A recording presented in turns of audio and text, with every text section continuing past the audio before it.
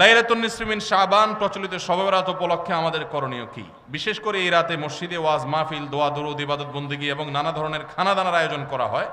কোরআন সুন্নাহর আলোকে এগুলো ঠিক কিনা জানালে উপকৃত হব।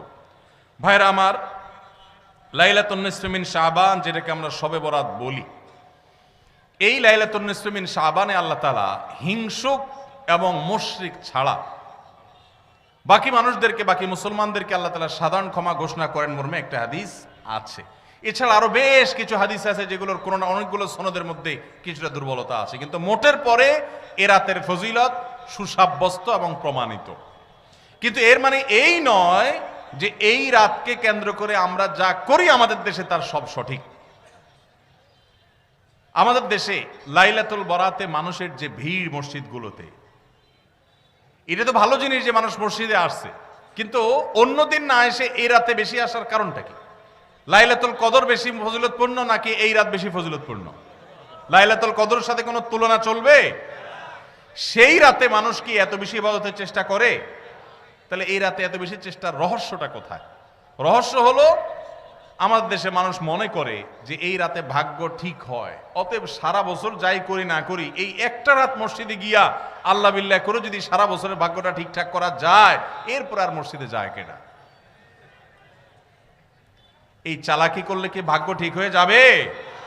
ভাইরা আমার, লাইলাতুন নিসফি মিন শাবানকে কেন্দ্র করে বহুবিধ বিদআত, বহুবিধ বাড়াবাড়ি, বহুবিধ কুসংস্কার আমাদের সমাজে আছে। এক সময় তো প্রচুর পরিমাণ পটকা ফুটাফাটি চলতো।